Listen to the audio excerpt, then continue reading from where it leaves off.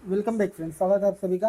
हम डिस्कस कर रहे हैं यूपीपीएससी के आपके जीडीसी जूलॉजी मेंस के लिए कुछ क्वेश्चंस पेपर को, जो कि सिविल सर्विसेज एग्जामिनेशन के आपके हैं। और अभी तक हमने 3 वीडियो में डिस्कस किया है, 3 पेपर को डिस्कस किया है, जिसमें से 2 अभी तक हमने कॉर्डेट और नॉन कॉर्डेट के पेपर थे जिसमें से मेनली, और इकोलॉजी उसमें था। और एक पेपर हमने किया है जिसमें आपका जो जो आपका मॉलिक्यूलर बायोलॉजी, सेल बायोलॉजी और बायोकेमिस्ट्री है, ये सब था, उसको डिस्कस किया। आज चौथा पेपर जो है हम उसको डिस्कस करने वाले हैं इस वीडियो में। और वो चौथा पेपर जो आपका होगा वो 2024 का पेपर सेकेंड होगा। आप देख सकते हो यहाँ पे civil services examination main examination 2024, जो आपका जूलॉजी, वही प्राणी विज्ञान पेपर सेकेंड, जिसमें अभी तक हमने 3 पेपर आपसे डिस्कस किए हैं। ये फोर्थ है, फोर्थ वीडियो है ये। और अगर आपने अभी वो उन तीनों वीडियो को नहीं देखा तो जाके देख लीजिएगा। अगर आपको वीडियो अच्छा लग रहा हो तो इसको सब्सक्राइब भी कर दीजिएगा, आपके दोस्त हो तो उनको शेयर भी कर दीजिएगा। हम आपको क्वेश्चन दिखा रहे हैं, और ऐसे ही क्वेश्चंस आपका यूपी पीसीएस में भी पूछता है। यूपी पीसीएस के भी क्वेश्चंस हम आपका आगे डिस्कस करने वाले हैं।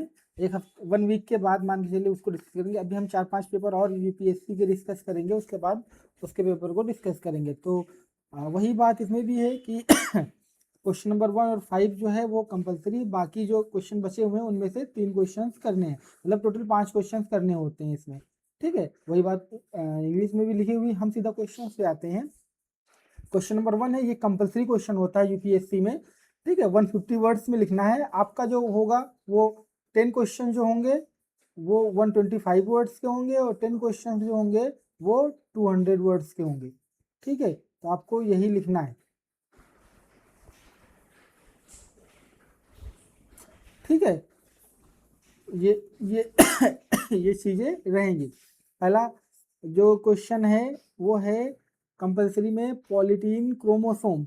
अब पॉलीटीन क्रोमोसोम में क्या लिखना होगा? पॉलीटीन पॉलीटीन क्रोमोसोम में आपका पता है, एक जॉइंट इंटरफेज का क्रोमोसोम होता है, जो कि बार बार डीएनए रेप्लिकेशन, मतलब रिपीटेड डीएनए रेप्लिकेशन से बनता है, जब सेल डिवीजन होना बंद हो जाना, केवल रेप्लिकेशन हो, सेल डिवीजन ना हो।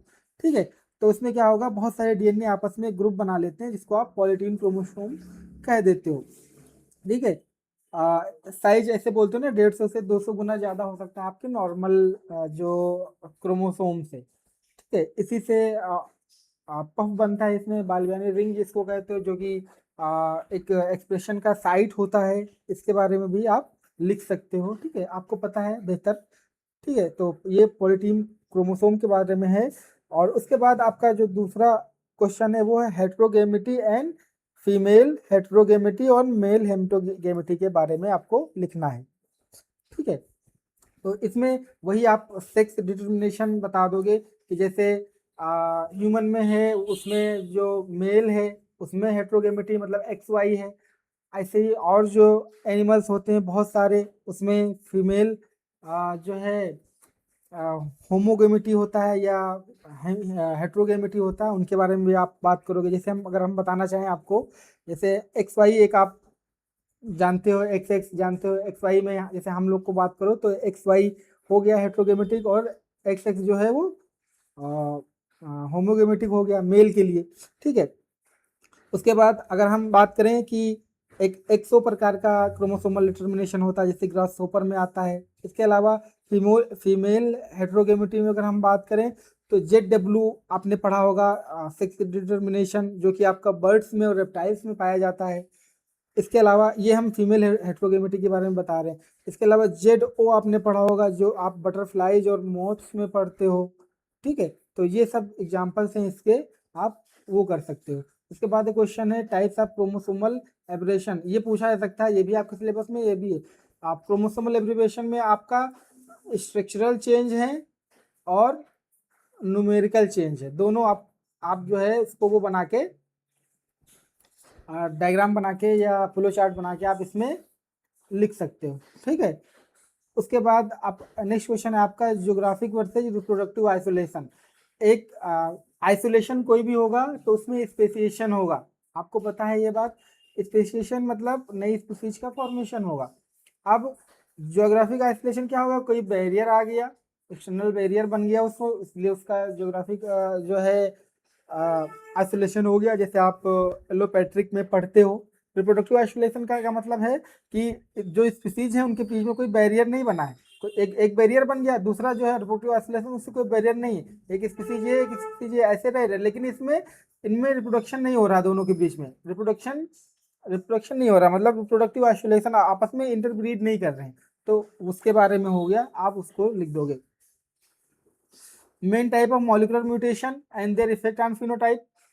मॉलिक्यूलर म्यूटेशन आपको पता है, जैसे आप एक तो आप दे सकते हो मॉलिक्यूलर म्यूटेशन का ट्रांजिशन और ट्रांसवर्जन, उसके अलावा आप पॉइंट म्यूटेशन दे सकते हो। पॉइंट म्यूटेशन में आप इंसर्शन डिलीशन दे सकते हो, जिसमें फ्रेम शिफ्ट म्यूटेशन आता है आपका। इसके अलावा आप जो है नॉनसेंस म्यूटेशन दे सकते हो, मिसेंस म्यूटेशन दे सकते हो, ठीक है। तो ये सब आप इसमें लिख सकते हो। इसके बाद क्वेश्चन नंबर 2 है, give an account of ultrastructure of rough and smooth endoplasmic reticulum, also discuss the role of endoplasmic reticulum in cell secretion. ये क्वेश्चन पूछा जा सकता है आपसे।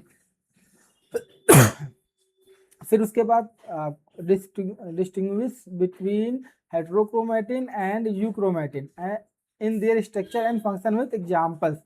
हेट्रोक्रोमेटिन और यूक्रोमेटिन, आपको पता है जब आप कोई क्रोमोसोम है, आप उसको जब आप किसी डाई से वॉश करते हो तो दो तरीके के रीजन मिलते हैं, एक होता है डेंस रीजन होता है जिसको हेट्रोक्रोमेटिन आप बोलते हो, एक लाइट रीजन होता है जिसको यूक्रोमेटिन बोलते हो। लाइट रीजन होता है यूक्रोमेटिन इसीलिए बोला जाता है, यू का मतलब वो ट्रांसक्रिप्शनली एक्टिव होता है, तो अब वो ट्रांसक्रिप्शन हो सकता है वहाँ पे, हेट्रोक्रोमेटिन में नहीं हो सकता। हेट्रोक्रोमेटिन भी दो तरीके के होते हैं, एक कॉन्स्टिट्यूटिव होंगे एक फैकल्टेटिव होंगे, हमने भी बताया आपने भी पढ़ा होगा, ये सब आप इसमें लिखोगे। व्हाट आर सिग्नल मॉलिक्यूल, तो इसमें सिग्नल मॉलिक्यूल जो आपका सेल सिग्नलिंग में रोल प्ले करते हैं, तो आप वही जो एस्टेरॉइड बेस्ड सिग्नल हो, मतलब जो लिपिड सॉल्युबल हो या प्रोटीन के बने हुए हों, प्रोटीन में भी सिंपल अमाइनो एसिड के हों, पेप्टाइड के बने हों, पॉलीपेप्टाइड के बने हों या प्रोटीन के बने हों, उनके जो सिग्नल मॉलिक्यूल हैं उनके बारे में आप यहाँ पे करोगे।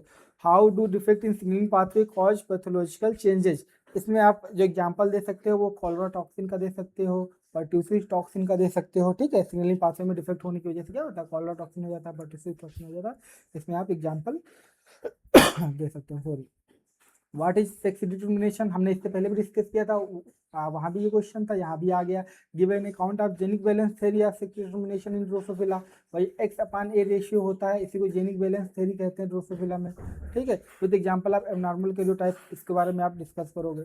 इसके अलावा क्वेश्चन है what is DNA replication, describe the process of DNA replication in prokaryotes, इसको आप कर लोगे। इसके बाद discuss gene regulation in making E coli, gene regulation यही आपका जो प्रोकैरियोट में होता है, आपका एक लैक्टोपेरॉन और एक ट्रिपोपेरॉन, दो हैं, ठीक है। इन्हीं के बारे में आप जो है शॉर्ट में लिख दोगे।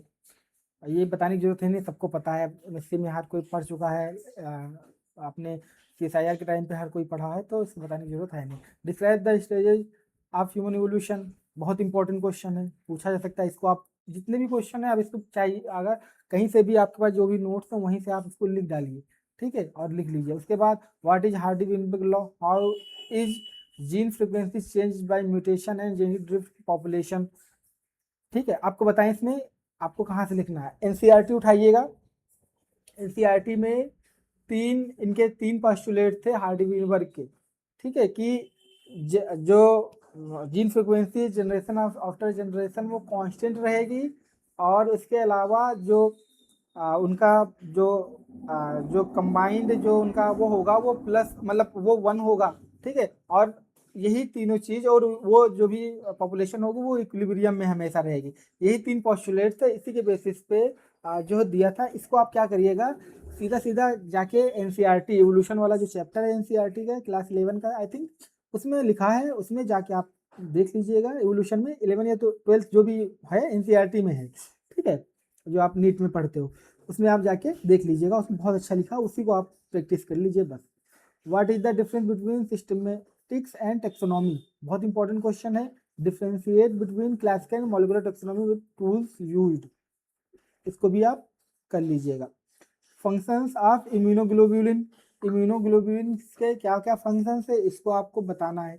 उसके बाद ABO system blood group and its basis of erythroblastosis fetalis, इसके बारे में आपको बताना है। फिर olfactory pathways of physiology of olfaction, उसके बाद gastrulation of frog, biogenetic law, ये सब आप कर दोगे। फिर उसके बाद है स्टेम सेल्स, ये भी आप कर दोगे।